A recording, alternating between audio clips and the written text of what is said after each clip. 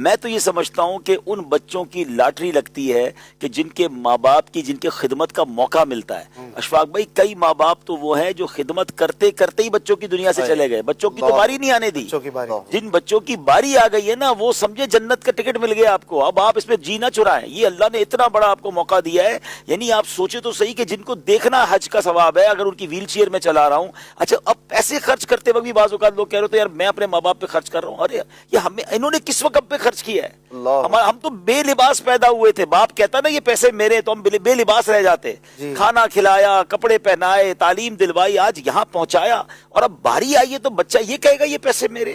سب کچھ ہمارے ماں باپ کا ہے اور ان کی خوب خدمت کرنی چاہیے. ایک بات, اب 2 دن 4 دن پہلے ایک جگہ بیٹھے تھے, بات ہو رہی تھی, کچھ ماں باپ خوشی میں یا اب بڑھاپا ہو گیا تو بچوں کی محبت میں اپنا سب کچھ زندگی میں بچوں کو بانٹ دیتے ہیں. ایسا نہیں کرنا چاہیے.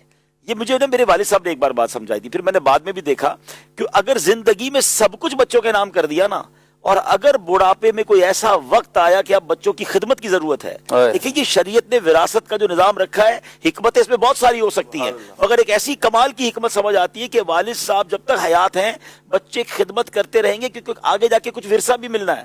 اگر ورثے والا کام ہی ختم کر دیا آپ نے, زندگی بھی سب کچھ دے دیا, پھر بچے کہتے ہیں ایک باپ بھائی کہہ رہا ہوتا ابو کو تم لے جاؤ, بیٹی کہہ رہی تھی ماں کو آپ لے جائیں, اب کوئی ہاتھ نہیں لگا رہا ہوتا. اور ہم نے ان ماں باپ کو بعض اوقات اولڈ ہاؤسز میں دیکھا ہے.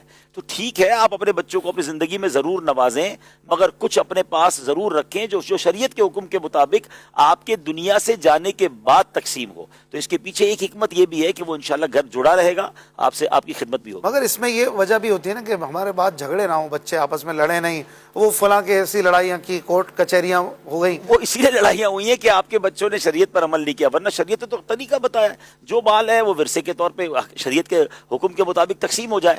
ایک جھگڑے کی وجہ اور کیا ہوتی ہے کہ ماں باپ یہ گڑبڑ کرتے ہیں. وہ کیا ہوتا ہے کہ ماں بیٹی کے گھر گئی اور کہہ کر آ گئی کہ بیٹا یہ زیور تیرے میرے مرنے کے بعد. بیٹے نے ایک بیٹے نے خدمت زیادہ کی, باپ نے کہا بیٹا یہ گھر تیرا ہے. اچھا وہ تیسرے کو کہا فیکٹری تیری ہے. اچھا سب کو الگ الگ بتا دیا, تینوں کو چاروں کو بٹھا کے بتایا نہیں. اب جب دنیا سے گئے تو گریبان پکڑ رہے, امی نے مجھے یہ کہا تھا, ابو نے یہ کہا تھا. بھائی اگر آپ نے ایسی کوئی وصیت کرنی تھی تو سب کو بٹھاتے, لکھواتے, سب کی سائنیں کرواتے, اور پھر کسی مفتی صاحب سے بھی چیک کرواتے. یہ شرن بھی درست ہے کہ نہیں؟ درست ہے. اچھا اگر آپ یہ کر کے جائیں کوئی جھگڑا نہیں ہوگا. آپ کی زندگی میں آپ سب بچوں کو بتا دیں کہ کیا کیا کرنا ہے. بھائی میرے مرنے کے بعد آپ نے فلاں رشتہ دار کو کیا دینا ہے, اللہ کی راہ میں کیا دینا ہے, واٹ ایور یو وانٹ. آپ کوئی ایگریمنٹ کر لیں نا. یہ جو زبانی کلامی وعدے ہیں, سارے بھائی بہن لڑ رہے ہوتے ہیں اور ماں باپ چلے گئے, بھائی بہن لڑ رہے ہیں, ایسا خود نہ کرے نا. لیکن کیوں لڑائی ہوگی, یا تو بچوں کو کہہ دیں مرنے کے بعد جو شریعت کا حکم ہے اس کے مطابق تقسیم کر لیں.